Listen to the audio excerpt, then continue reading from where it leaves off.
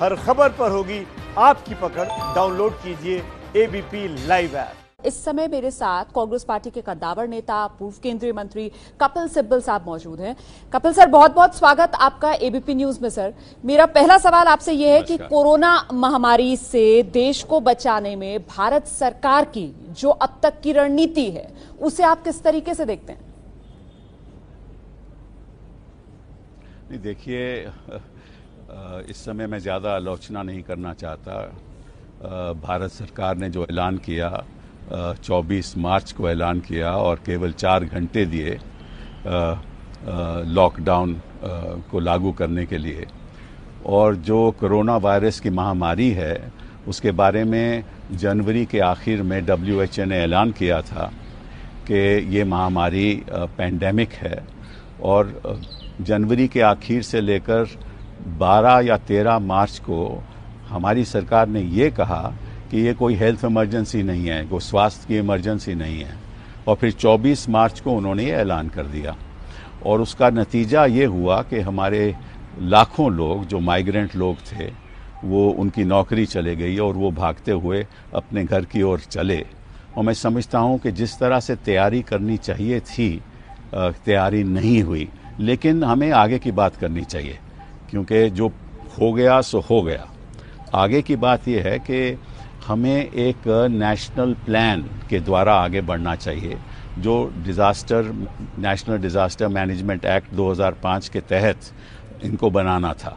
तो ना तो इन्होंने नेशनल प्लान बनाया, ना इन्होंने कोई स्टेट प्लान बनाया, ना इन्होंने कोई डिस्ट्रिक्ट प्लान बनाया।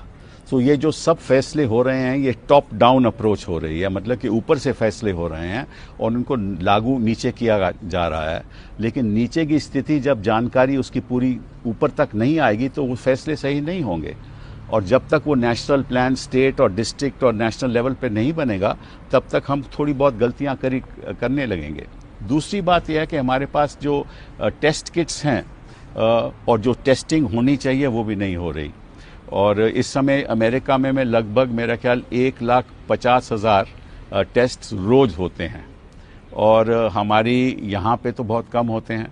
तो जब तक टेस्टिंग नहीं होगी ये नहीं मालूम होगा कि कितने लोगों को ये बीमारी है, कितने लोगों का बचाव करना है, कितने हमें कितनी वेंटिलेटर्स चाहिए, कितने आइसोलेशन बेड्स चाहिए, कितने आइसोलेशन वार्ड्स चाहिए, इसका हमें पूरी तरह से अंदाज नहीं होगा। तो कहीं ना कहीं हमें एक नेशनल प्लान बनाकर आगे बढ़ना होगा। सर, आपने टेस्टिंग की बात की, एक आंकड़ा मेरे पास है और वो ये आंकड़ा कहता है कि भाई दुनिया में जब 1000 मौत हुई, 1000 मौत के समय देश के अंदर जो टेस्ट हो रहे हैं उस मामले में अगर भारत की बात की जाए तो भारत नंबर 2 पर है टेस्टिंग के मामले में, क्योंकि 1000 मौत जब तक किसी देश में हुई तो सिर्फ एक जर्मनी है जहां पर 13,70,000 के आसपास टेस्ट हुए थे, और दूसरे नंबर पर हिंदुस्तान है। मतलब अमेरिका भी पीछे है, इंग्लैंड भी पीछे है। बिल्कुल बिल्कुल सही, आपने जैसे ही कहा, आज सुबह की ये खबर है, ये ऑफिशियल खबर है। लेकिन मैं पूछना चाहता हूं, हमें ये आज तक मालूम है या नहीं कि कितने लोगों को है ये बीमारी? हमें मालूम है, क्योंकि सब लोग तो एसिम्प्टोमेटिक रहते हैं, इसमें पता नहीं चलता कि किसी को बीमारी है या नहीं। टेस्टिंग किन लोगों को हो रही है ये सवाल उठता है ना। उन्हीं लोगों को हो रही है जो सामने आते हैं, और जो सामने नहीं है, और देहात में कौन टेस्टिंग कर रहा है, रूरल एरियाज में कौन टेस्टिंग कर रहा है, कितने डिस्ट्रिक्ट हॉस्पिटल्स में टेस्टिंग की सुविधाएं हैं, कितने लोग वहां पहुंच रहे हैं, कितने लोगों को मालूम है या नहीं कि उनको ये महामारी है या नहीं। तो ये सब देखिए, ऐसा है कि आंकड़ों के आधार पर हम नहीं चलें, हमें चलना चाहिए कि अपनी देश की जनता को कैसे हम सुरक्षित रखें।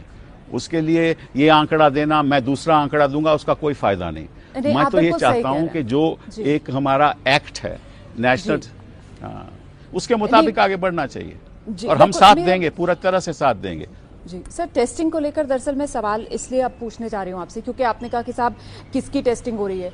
बात यह कि कौन तय करेगा किसका टेस्ट किया जाए? जब एम्स के डॉक्टर कहते हैं कि भाई जिसके सिम्टम्स आ रहे हैं, जो पैमाना वो सेट कर रहे हैं उसी का टेस्ट करें। आप हर किसी को पकड़कर, राह चलते को पकड़कर आप उसकी टेस्टिंग ना करें। केंद्रीय मंत्री खुद ये कहते हैं कि अगर आप इस तरीके से टेस्टिंग करने लगेंगे फिर तो प्राइवेट अस्पताल में रोज जो आ रहे हैं आप उनका टेस्ट करो, जो वहां पर काम करने वाले लोग हैं। तो कुछ रैशनल भी होना चाहिए ना सर टेस्टिंग में, ये कहा जाता है। नहीं, मैं नहीं, देखिए ये रैशनल मैं नहीं बना रहा, ये विश्व बना रहा है। सारे देशों में एसिम्प्टोमेटिक लोगों की टेस्टिंग हो रही है, केवल उनकी टेस्ट नहीं हो रही जो अस्पताल आ रहा है। ये मैं नहीं कह रहा, ये किसी भी देश में आप चले जाइए, चाहे जर्मनी चले जाइए, फ्रांस चले जाइए, स्पेन चले जाइए, इटली चले जाइए, यूएस चले जाइए, कहीं भी चले जाइए, उन लोगों की टेस्टिंग केवल नहीं हो रही जो अस्पताल में आ रहा है।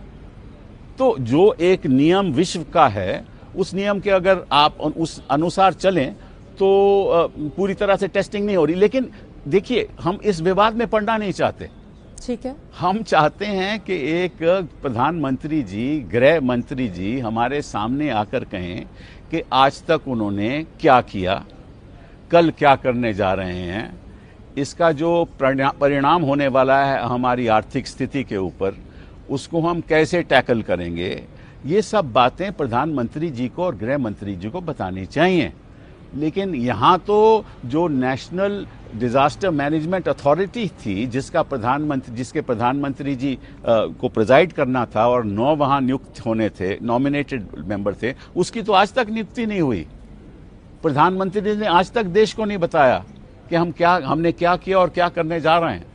केवल ताली बजाने से और वो उन चीजों से करने से तो इस महामारी का सामना कैसे करेंगे हम। तो एक ना तो, और क्या प्रेस कॉन्फ्रेंस कौन करता है? एक जॉइंट सेक्रेटरी आकर किसी मंत्रालय का प्रेस कॉन्फ्रेंस कर देते हैं। सारे विश्व में देख लीजिए, कभी ऐसा होता है?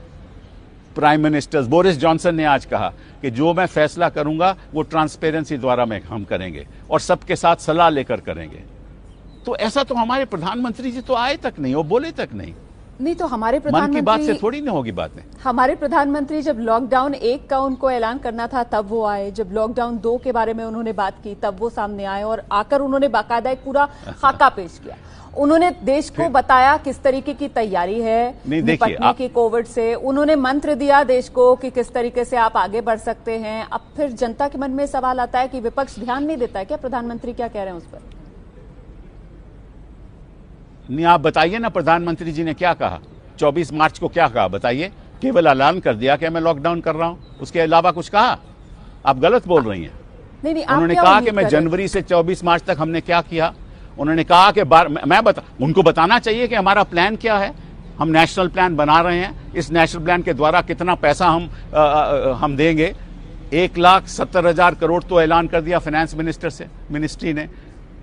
मालूम है आपको विश्व की इकोनॉमी में कितनी कमी आने वाली है? अमेरिका की इकोनॉमी, विश्व की इकोनॉमी $11 ट्रिलियन की कमी आने वाली है। हमारा ग्रोथ नेगेटिव होने वाला है। सप्लाई और डिमांड पे इतना हमें इतना नुकसान होगा, आप सोच भी नहीं सकते। उसके बारे में किसी ने कुछ कहा क्या? हम करने जा रहे हैं। मैंने आपका आर्टिकल पढ़ा आज, वो आपने आज जो आर्टिकल लिखा है वो मैंने पढ़ा, जिसमें आपने बताया कि किस तरीके से फाइनेंशियल पैकेज।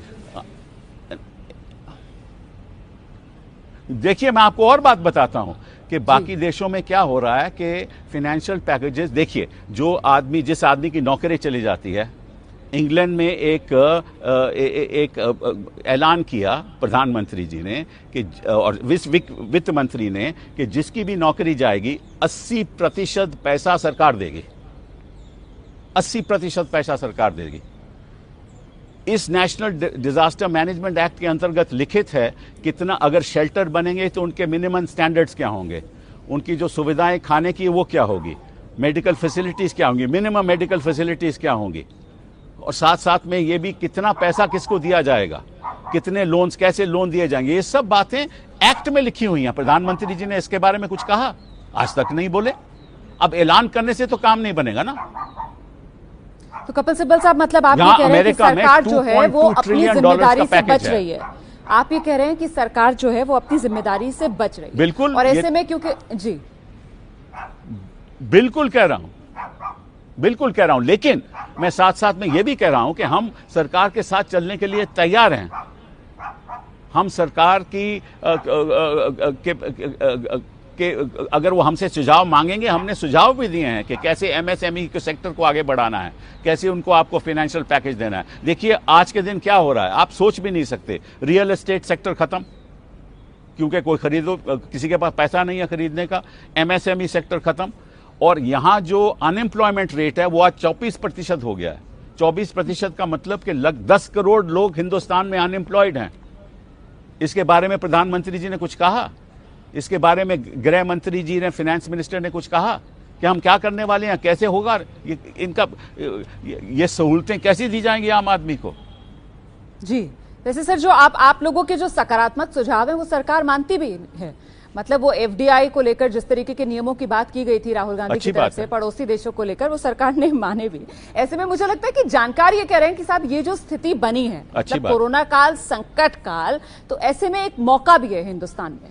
हिंदुस्तान के लिए आने वाले 20 साल जो हैं वो हिंदुस्तान के होने संभव हैं। जी, चीन जिस तरीके से वहां से कंपनियां निकल रही हैं, आपको लगता है कि बता दीजिए, आपको लगता है कि वो भारत में निवेश कर सकती हैं? नहीं, देखिए यही तो प्रॉब्लम है हमारे। हम कह देते हैं कि मौका है, अभी हमें यह प्लान बनाना चाहिए कि मौके का इस्तेमाल हम कैसे करेंगे। कौन सा मौका है? आज के दिन कंपनियां चाहती हैं शायद कि जो primary source of goods and services है वो चीन नहीं होना चाहिए, लेकिन क्या हिंदुस्तान को वो अट्रैक्ट कर सकते हैं हम? हमारे जो लॉज हैं यहाँ, हमारी जो ब्यूरोक्रेटिक प्रोसीजर्स हैं, अभी हाल ही में जो हमारी टेक्सटाइल यूनिट्स के जो ऑर्डर्स हैं वो तो या तो वियतनाम को जा रहे हैं या बांग्लादेश को जा रहे हैं, उनका तो हम फायदा उठा नहीं पाए। तो ये कह देना कि हमारे लिए एक बहुत बड़ी अपॉर्चुनिटी है, हमें बताएं तो सही कैसे अपॉर्चुनिटी का फायदा उठाएंगे, कौन से अपने नियम लाएंगे, इसके बारे में प्लान तो बताएं। बट फिलहाल तो हमने महामारी को देखना है किस तरह से। अब देखिए, आपने कह दिया कि हमने लॉकडाउन कर दिया, अब जो माइग्रेंट्स है वहां देखिए, हैदराबाद में बवाल हो गया, सूरत में बवाल हो गया, बांद्रा में बवाल हो गया। तो लोग तो कहते हैं कि मैं घर जाऊं, और जब वो घर जाएंगे उनको वापस लाना कोई आसान नहीं है। और जब तक लोग वापस नौकरी पे नहीं आएंगे तब तक हमारी मैन्युफैक्चरिंग कैसे आगे बढ़ेगी? तो ये सब मामले बड़े पेचीदे मामले हैं, आसान नहीं बिल्कुल पेचीदा मामले हैं, आसान नहीं है मामले। लेकिन जानकार ये कहते हैं कि साहब भारत के जो फंडामेंटल्स हैं, जो बुनियाद है, आपको उस पर यकीन करना होगा। वो इतनी मजबूत है कि 2008 की मिसाल दी जाती है, क्योंकि वो अभी हाल में ही हुआ था। हम सब ने देखा था कैसे मंदी आई थी और हिंदुस्तान जो है वो उससे बच निकला था। तो जिस तरीके से 2008 में भारतीय अर्थव्यवस्था उभर गई, वैसा ही इस बार भी होगा, क्योंकि बुनियाद, फंडामेंटल्स मजबूत हैं। नहीं, ये तो कहने की बात है।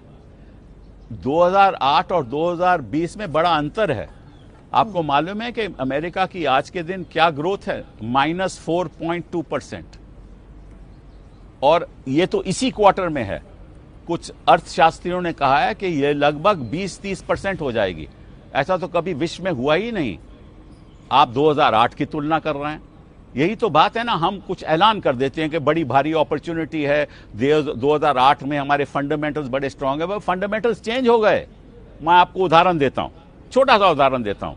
अभी जो एयरलाइंस है ना, वो सब लिक्विडेशन में जा रही हैं, बैंक्रप्सी में जा रही हैं। एयरलाइंस बैंक्रप्सी में चले गई तो क्या होगा? कोई फ्लाइट्स नहीं आएंगी, कोई टूरिज्म नहीं आएगा। टूरिज्म नहीं होगा, होटल बंद हो जाएंगे, रेस्टोरेंट बंद हो जाएंगे। ये होने वाला है। मैं कोई इधर उधर की बात नहीं कर रहा। विश्व में एयरलाइंस बैंक्रप्सी में जाने वाली हैं, क्योंकि वो जो हवाई जहाज हैं उनकी लीज मनी कौन देगा? किसी के पास पैसा ही नहीं है, और बैंक देने को तैयार नहीं है, क्योंकि कोई ट्रैफिक नहीं है। अच्छा, और जो एयर ट्रैवल होगी भी वो इस तरीके से नहीं होगी। मैं तो केवल आपको एक इंडस्ट्री का उदाहरण दे रहा हूं। एयरलाइन इंडस्ट्री का इंपैक्ट कहां कहां होगा? होटल्स, रेस्टोरेंट्स, टूरिज्म, कितना नुकसान होगा हमारा, आप सोच भी नहीं सकते। मैं केवल एक बात कर रहा हूं, टेक्सटाइल इंडस्ट्री की मैं आपको उदाहरण दे सकता हूं, मैन्युफैक्चरिंग का आपको उदाहरण दे सकता हूं। आप आइए तो सही, कोई डायलॉग तो हो सरकार के साथ। ये कहना कि 2008 में स्थिति वाकई में काफी गंभीर भी है और पेचीदा भी है। लेकिन अब सवाल यह है कि हल यहां से कैसे निकले। हम देखते हैं किस तरीके से बड़े बड़े उद्योगपति, चाहे नारायण मूर्ति साहब हो, बिल्कुल हल है। वो लोग ये कहते हैं कि इकोनॉमिक एक्टिविटी को खोल देना चाहिए। मैं ये जानना चाहती हूँ और देश ये जानना चाहता है कि बतौर विपक्ष कांग्रेस पार्टी क्या चाहती है? क्या संपूर्ण लॉकडाउन हटा दिया जाए, या फिर red zones, green zones, orange zones, जिस तरीके से देश को बांटकर मोदी सरकार आगे बढ़ने का प्लान बना रही है, वही सही दिशा है? देखिए, ये बात मैंने 3 हफ्ते पहले अपने आर्टिकल्स में भी लिखी थी कि स्लोली स्टैगर्ड लॉकडाउन हमको खत्म करना चाहिए। ये नहीं कि हर जगह पे आप लॉकडाउन खत्म कर दो, उससे तो और प्रॉब्लम हो जाएगी। ठीक है ना। देखिए, हिंदुस्तान के फायदे में क्या बात है, मैं अभी वो बात करता हूं।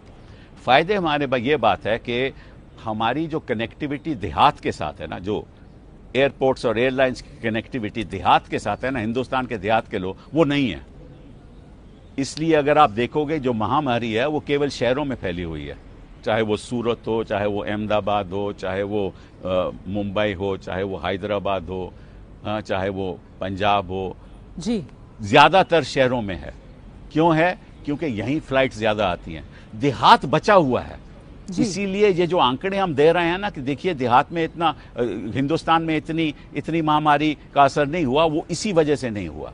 दूसरी बात, अच्छी बात है कि लॉकडाउन का ऐलान किया, लेकिन उसके ऐलान करने के पहले आपको ये सोचना चाहिए था कि माइग्रेंट लेबर को कहाँ लेके जाएंगे, कैसे। अब कर रहे हैं ना, आप स्पेशल ट्रेन चला रहे हैं। ये बात मैंने कई बार 3 हफ्ते पहले कही कि अब स्पेशल ट्रेन चला रहे हैं आप, अब स्पेशल बसेस चला रहे हैं। मुख्यमंत्री भी यही कह रहे हैं। ये बातें तो मैंने तीन हफ्ते पहले कही थी। तो ये सब इनको पहले सोचना चाहिए था। एक और तो आपको मतलब मैं बात बताऊं, वो ये है जी। कि जो विश्व में जो हमारा एक्सपीरियंस रहा है वो, सॉरी आप बोलिए, बताइए, पूछिए। जी नहीं, बस मैं कह रही थी कि समय क्योंकि कम है, बस चलते चलते एक और सवाल मेरे मन में था, वो ये कि कहा जा रहा है कोरोना के बाद सब कुछ बदल जाएगा, इंसान के रहन सहन का तरीका बदल जाएगा, कामकाज का तरीका बदल जाएगा। मैं जानना चाहती हूँ कपिल सिब्बल साहब की क्या सोच है भारतीय राजनीति को लेकर। भारतीय राजनीति में आपको लगता है कुछ बदलेगा, कांग्रेस पार्टी में कुछ बदलेगा, या सब कुछ वैसा ही रहेगा? ये ढांचा पॉलिटिक्स का बदलना चाहिए। ये कोई एक पार्टी की बात नहीं हो रही। हम जो अपने घरों में बैठ के सोशल डिस्टेंसिंग की बात करते हैं ना, हम उन्हीं अमीरों के लोगों के सोच रहे हैं, हम जैसे लोगों के, जो हमारे घर हैं, हम इधर उधर टहल सकते हैं। 50% लोग इस देश में और दिल्ली में बस्तियों में रहते हैं। उनसी सोशल डिस्टेंसिंग की क्या बात आप करते हो? उनका लॉकडाउन का आपने कभी सोचा कि उनका असर क्या होगा? आपने सोचा तक नहीं, क्योंकि हिंदुस्तान की स्थिति अलग है।